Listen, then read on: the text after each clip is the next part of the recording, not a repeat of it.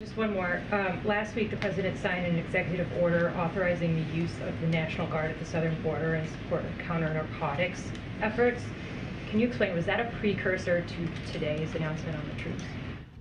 I'm not gonna get into the timeline of it. As you know, we've been making preparations ahead of the lifting of Title 42. We've been very clear about that. You've heard from the Department of State, DHS as well, on what they had a press conference to lay out what that's going to look like.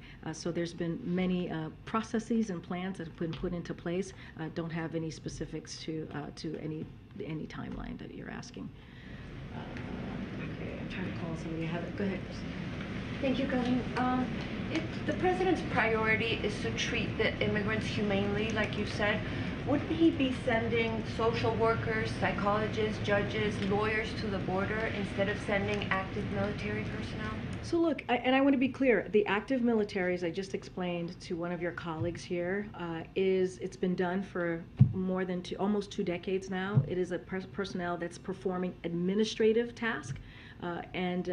Like data entry and warehouse support, that's what they're going to do, so it can help free up the CBP, the Border Patrol agents, to perform some critical law enforcement duties. And so that is their function. That's what the active duty is going to do. They're not going to interact with migrants. Look, yes, we would love to be able to have more resources at the border to do the critical work that is needed.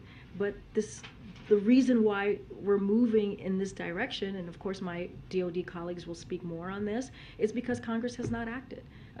As you know, Christina, this is something that the President has taken very seriously, putting forth a comprehensive immigration reform legislation on his first day to deal with DACA, to deal with migrants, to make sure that we fix the system, make it more modernized, right? Do it in a humane way. That is something that the President wants to do.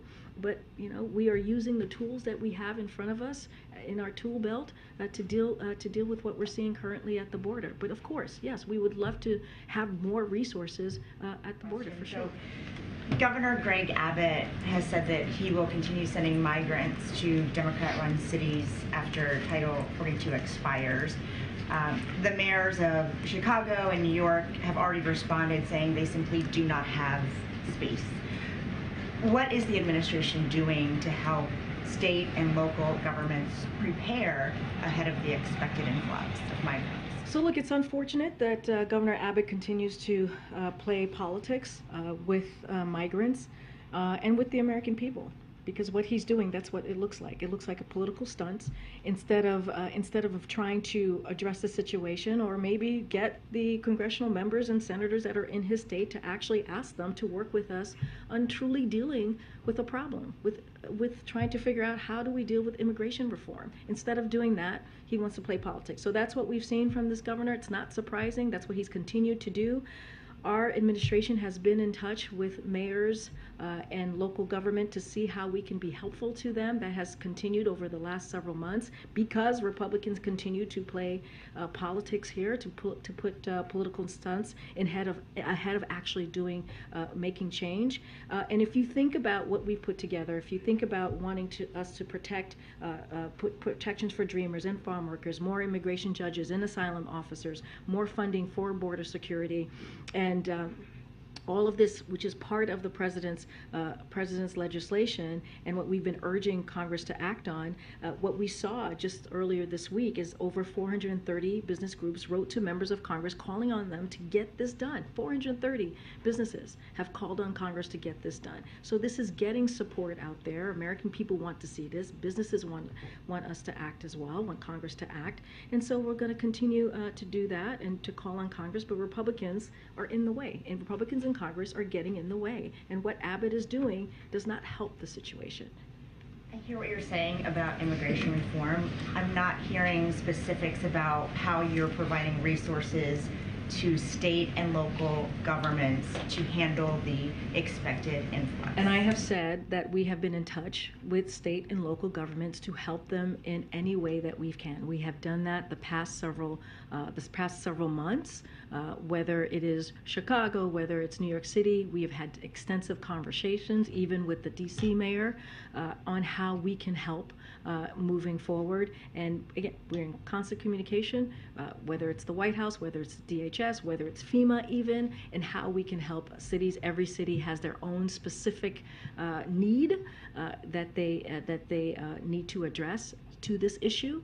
And so, yeah, we've been in constant communication. That has happened. And I've talked about it multiple times, whichever mayor is asking for assistance from. Thank you. If the border is secure, as the administration has said, then why would we need to send 1,500 active duty U.S. troops down there?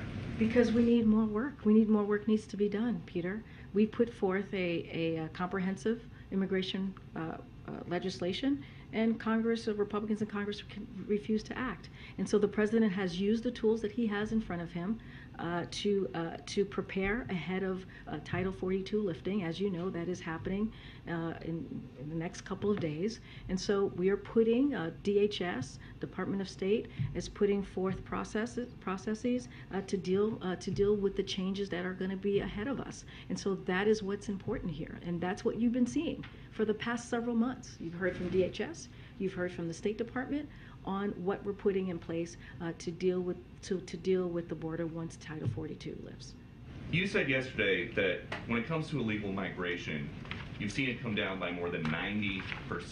Where did that number come from? Because CBP is telling us the number is. I hear you. I'm about to answer. 136,000 people more. I'm about to answer this fiscal year so far. If the dramatics could come down just a little bit. If the dramatics could come down a little bit. What's dramatic about asking a question about? Okay, I'm going to answer. So I was speaking to the parolee program. As you know, the president put in place a parolee program to deal with certain countries on ways that we can limit illegal migration, and we have seen the data has shown us that it has gone down by more than 90%. That was what I was speaking to. No, we're going to go. We're going to move. Go ahead. We're moving, Peter. Let's go.